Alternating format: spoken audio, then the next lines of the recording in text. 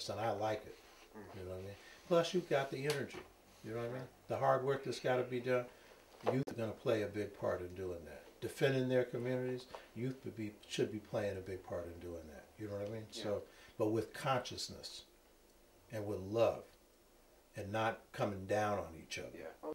Yeah. Nowadays, if you go onto the roads, you'll find that a lot of young people will say that these days is you can be just as much at risk of getting robbed or attacked by a girl as much as a boy. So we see things changing a lot, and we see I don't know if it's a bad or a good thing really, that that the genders are equalizing now, or if it's just that things are getting worse overall.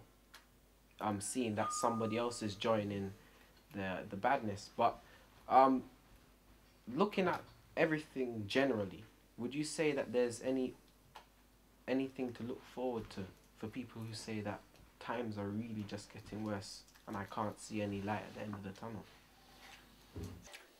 Times are really getting worse, but I think the light at the end of the tunnel depends on us.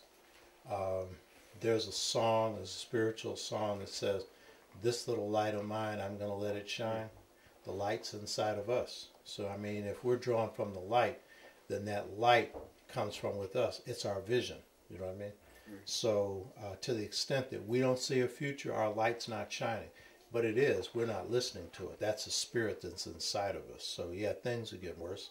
I find that a lot of positive young people like myself spend a lot of time in trying to impress our elders, trying to show them, you know, how much we can be like them, how much we can think like them. And I think it's a good thing, us trying to rise up to the elders' levels. But at the same time, a lot of us feel that puts a lot of pressure on us. Instead of concentrating on being just a young person enjoying our life, you know, we're trying to walk in exactly the same shoes at the same time as elder people. Do you think that older people have a sort of responsibility or a duty to understand us more, so that we can be a little bit more freer and just allowed to be young people for the time being? Yeah, unfortunately, too many of our youth have not had the chance to be youth. You know what I mean? A lot of our youth have lost their youth because of the circumstance they're living in, the grimy, rough, tough, vicious circumstances they're living in. So yeah, to the extent that youth can be youth, they should be. But I think it's an indication of the strength of African culture in the UK, whether it's from the continent or the Caribbean, that there's still a respect for elders. So it's eroding. Still a respect, so that's a good thing. But we have to respect the youth just as the youth have to respect us, because there's an erosion of respect for youth among too many adults.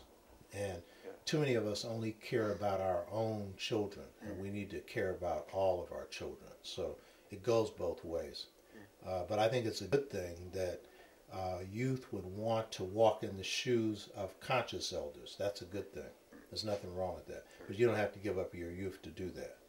That's called apprenticeship. That's, by the way, one of the things this Parank system, this House of Life educational system is based on. It's apprenticeship, so that we learn from masters. So that's a good thing.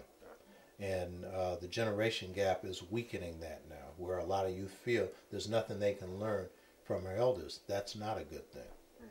But now we have to make it clear there's a lot we can learn from our youth. That's a good thing. Okay. So, well, lastly... there's a last with you? Well, there is, yes. Yes.